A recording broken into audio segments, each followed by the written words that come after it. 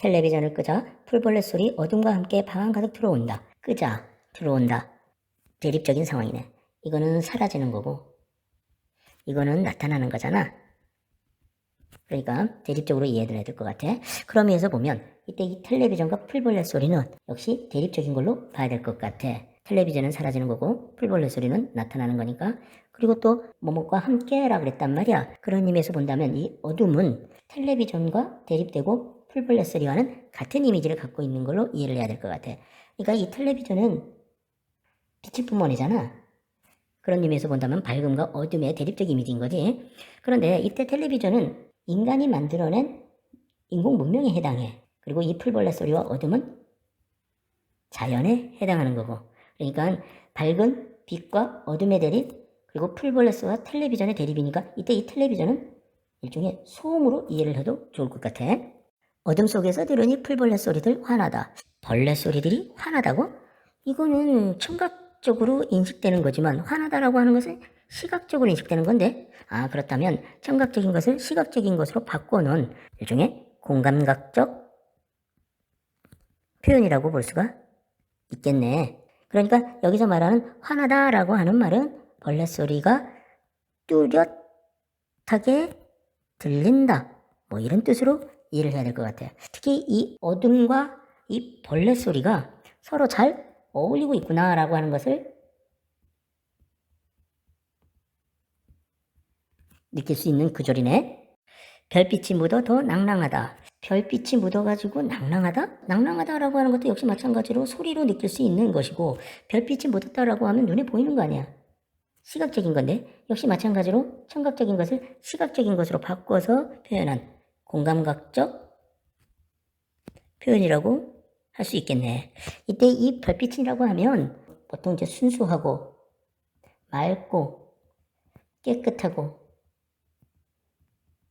이런 이미지로 이용되잖아. 그것은 결국 이 벌레 소리들이 이러한 느낌으로 전해져 왔다라고 하는 것을 말해주고 있는 거네. 여기는 검은색과 흰색의 조화로운 배경 속에 환하고 맑은 벌레 소리, 이런 것들을 갖다가 상상하면서 읽어야 될 부분인 것 같아. 귀뚜라미나 여치 같은 큰 울음 사이에는 너무 작아 들리지 않는 소리도 있다. 큰 울음과 작아서 들리지 않는 소리, 대립된 모습이 보이네. 그 풀벌레들의 작은 길을 생각한다고? 요거는 관심을 갖다, 또는 뭐 새롭게 인식한다, 뭐 이런 뜻으로 이해를 해야 될 것 같아. 여기서 말하는 그 풀벌레들이라고 하는 것은 그래서 귀뚜라미와 여치와는 좀 대립된 작은 소리를 갖고 있는 벌레들인 거지. 여기서 텔레비전을 끄자 풀벌레 소들이 들어온다고 했었잖아. 그러니까 결국 이거는 이렇게 되는 거야. 텔레비전을 끈단 말이야. 그러면 고요해지겠지. 그러다 보니까 작은 소리까지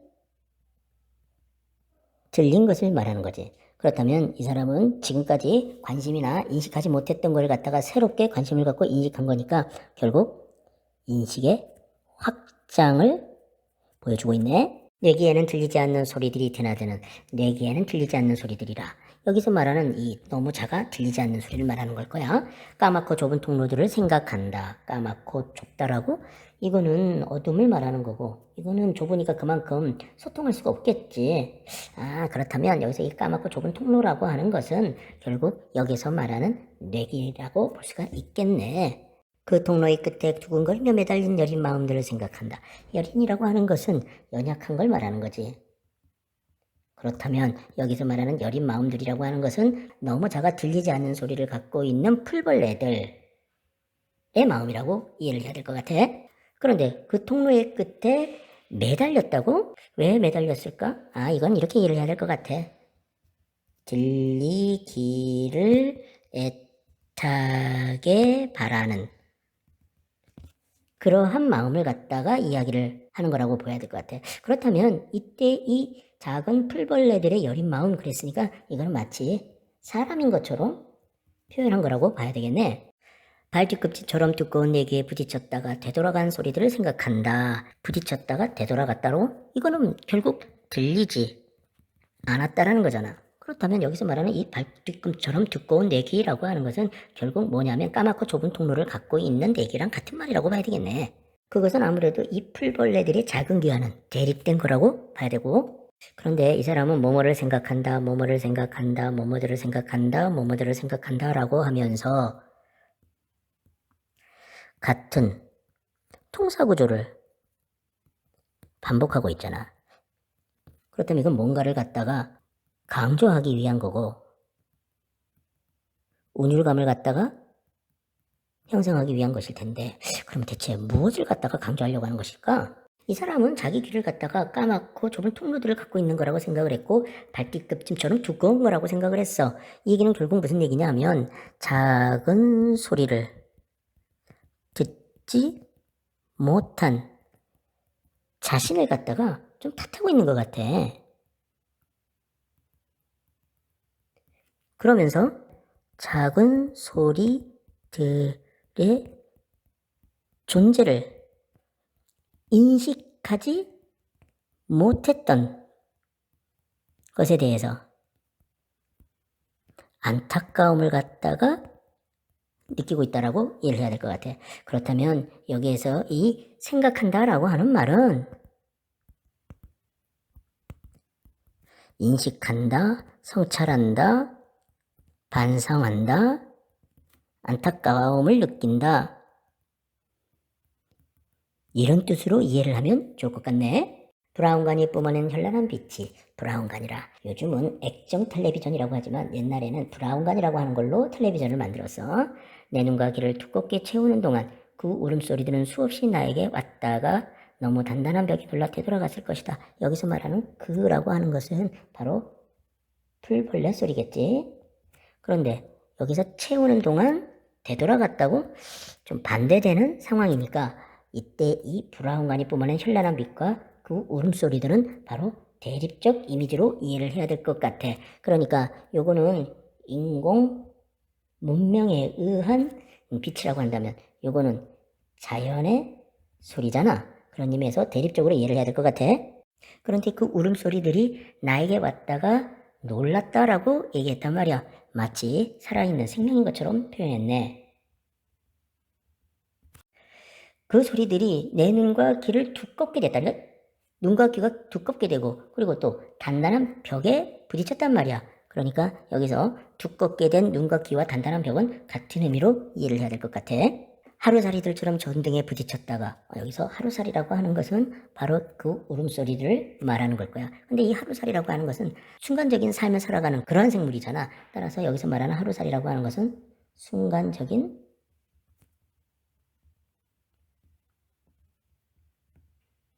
이렇게 이해를 해야 될 것 같네. 전등에 부딪혔다가, 여기서 말하는 이 전등이라고 하는 것도 일종의 빛이니까 여기서 말하는 현란한 빛하고 같은 의미로 이해를 해야 될 것 같아. 바닥에 시커멓게 떨어졌을 것이다. 뭐가? 울음소리들이. 그런데 이 울음이라고 하는 것은 일종의 청각적인 거잖아. 그런데 바닥에 시커멓게 떨어진다는 얘기는 이게 시각적으로 뒤바뀐 건데, 이렇게 청각적인 것을 시각적인 것으로 바꿔놓은 거니까 이것도 일종의 공감각적 표현이라고 봐야겠네. 그러니까 여기서 이 되돌아갔다라고 하는 거나 시커멓게 떨어졌다라고 하는 것은 결국 나에게 들리지 않았다라고 하는 것을 말하는 거지. 여기서 뭐뭐 했을 것이다, 그리고 여기서 뭐뭐 했을 것이다 라고 하면서 역시 마찬가지로 같은 통사구조를 보이고 있는데, 이거는 결국 운율감과 시적 의미를 강조하기 위한 거겠지. 어떤 의미를 강조하는 걸까? 결국 지난날에 자신의 삶에 대해서 성찰하고 있음을 갖다가 강조한다라고 봐야 될 것 같아. 그러면 이 부분 이렇게 이해를 해야 될 것 같아. 여기에서는 이 사람은 인공문명, 그러니까 텔레비전으로 대표되는 인공문명에 도취되어 있었단 말이야. 그러다 보니까 자연에 무감각한 거지.